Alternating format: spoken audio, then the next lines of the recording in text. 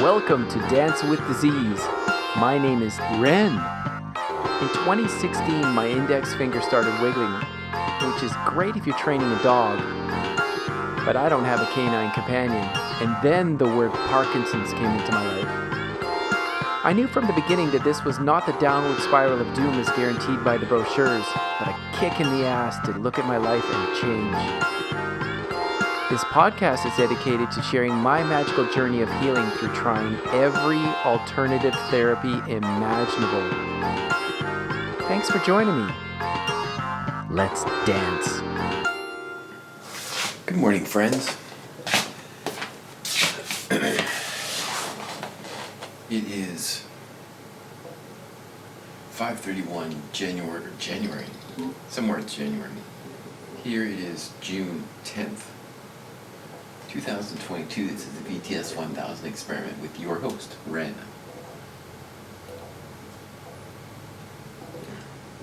I'm noticing my energy's getting better. My dexterity's improving a little bit. And I'm not having the crash after the come down after the high. The high is lasting longer from the drugs. As I've said before, they say on and off, the drugs go on and off, but you're high. You're high. It's a stupid euphemism, and it's on and off.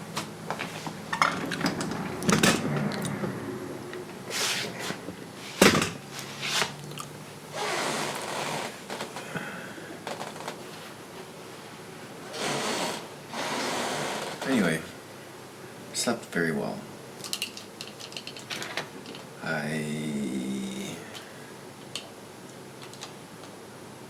I'm dreaming, but I'm not remembering my dreams right now. But they're deep and they're vivid, and the journey continues.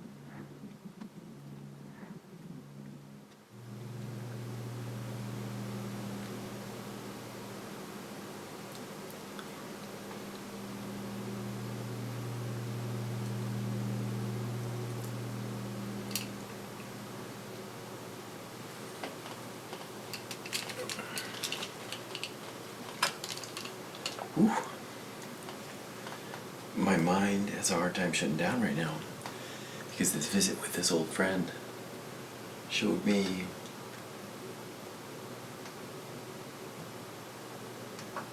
much of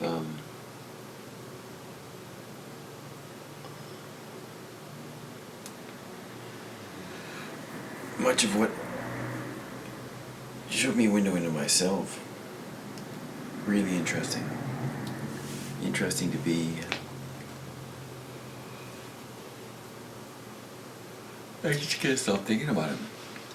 Just how he interacts with the world, no, with other people. It's like me.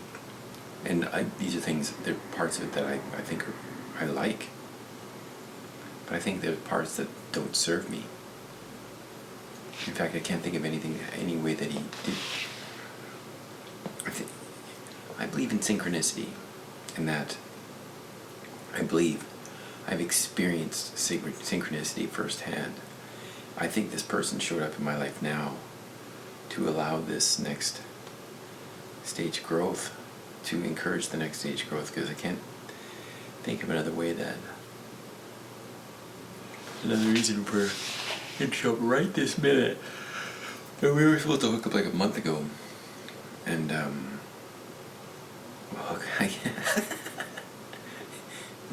millennials say hookup is different than the way us Gen Xers would hook up. We were supposed to get together like a while back, and we're just right now, when I'm about to go on this, what I think is going to be a profound experience, another piece of this healing odyssey. I realized, what I remembered during this session just now, is that I used to take my body for granted, that it would always heal. And I think that it go moving forward, and that so if I would crash my bicycle as a kid, I'd be bleeding all over the place, but I'd be more concerned about the bike than me. And, I'd be crying because I'd be in pain, but I'd also be crying because I'd be afraid that I would get in trouble for harming the bicycle,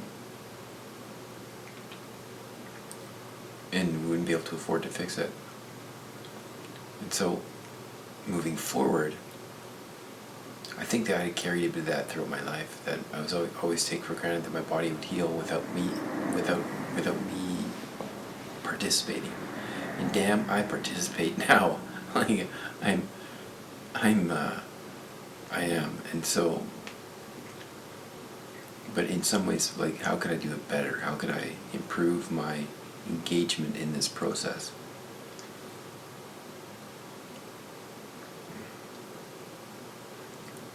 Part of me is like, go easy on yourself. Like, let it. I'm doing the work. I'm doing the work. I'm interacting with this experience the best I can.